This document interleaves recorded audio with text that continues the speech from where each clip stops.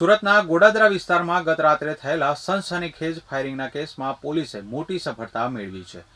જૂની અદાવતનો બદલો લેવા માટે થયેલા આ જીવલેણ હુમલામાં પોલીસે મુખ્ય સૂત્રધારના મિત્રો સહિત કુલ 5 રીઢા ગુનેગારોની ધરપકડ કરી છે। પોલીસે આરોપીઓ પાસેથી ગુનામાં વપરાયેલો દેશી બનાવટનો તમંચો પણ કબજે કર્યો છે। ગઈકાલે 15 જાન્યુઆરીની રાત્રે 8 થી 8:30ના અરસામાં પૂણા વિસ્તારમાં રહેતા ચિરાગ ગજેન્દ્રભાઈ ગોડકિયા તેમના મિત્રો સાથે ગોડાદરાની પ્રિયંકા સોસાયટી વિભાગ 5 પાસેથી પસાર થઈ રહ્યા હતા।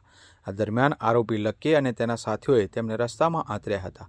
આરોપીઓએ तुम ये गली में क्यों आए हो, किसने भेजा है, तुम मुझे और शिव को मारने आया है क्या कहीने झगड़ो શરૂ કર્યો હતો। મામલો બિચકતા ઉશ્કેરાયેલા લક્કી નરાવડેએ પોતાની પાસે રહેલો તમંચો કાઢી ચિરાગ પર ફાયરિંગ કર્યું હતું। ગોળી પેટના ભાગે વાગતા ચિરાગ લોહીલુહાણ હાલતમાં ઢળી પડ્યો હતો। પોલીસ તપાસમાં સામે આવ્યું છે કે ઝડપાયેલા આરોપીઓ પૈકી વિકાસ ઉર્ફે શંભુ અગાઉ લૂંટ અને દારૂના ગુનામાં સંડોવાયેલો છે, જ્યારે નિખિલ રાઠોડ અને શિવ ડોઢરે માત્ર 18 વર્ષની ઉંમરે જ હત્યા અને હત્યાના પ્રયાસ જેવા ગંભીર ગુનાઓમાં પોલીસ ચોપડે ચડી ચૂક્યા છે। ઘટનાની ગંભીરતાને જોઈ પોલીસ કમિશનર અનુપમસિંહ ગેહલોત દ્વારા કડક સૂચના આપવામાં આવી હતી, જેને પગલે ગોડાદરા પોલીસની સર્વેલન્સ ટીમે આખી રાત ઓપરેશન ચલાવી આરોપીઓને દબોચી લીધા હતા।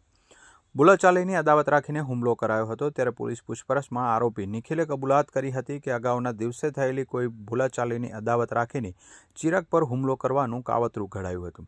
હાલ પોલીસે તમામ સામે ભારતીય ન્યાય સંહિતા અને આર્મ્સ એક્ટ હેઠળ ગુનો નોંધી મુખ્ય આરોપી લકીની શોધખોળ તેજ કરી છે।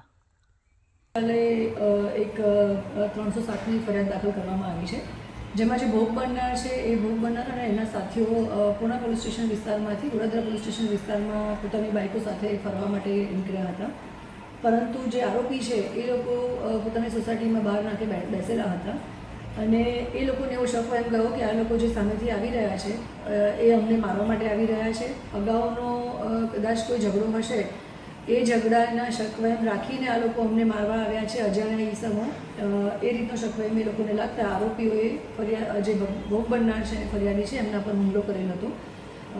પરંતુ એકચ્યુઅલી જે ભોગ બનનાર છે એ ક્યારેય આરોપીઓને મળેલા હતા નહીં અને આરોપીઓ ઉપર હુમલો કરવા માટે પણ ન આવ્યા હતા, જે વાતની ઇન્વેસ્ટિગેશન દરમિયાન અમને ક્લેરિટી મળે છે।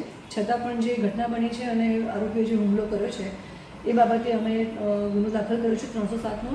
જે આરોપીઓ છે એમની પાસેથી એક દેશી હાથ બનાવટની બંદૂક પણ મળી છે, એના એ પણ અમે ગુનો દાખલ કર્યો છે।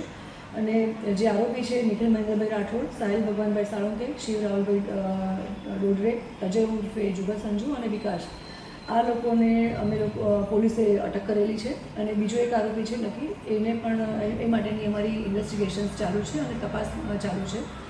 એક ટીમ પણ અમારી એના માટે રવાના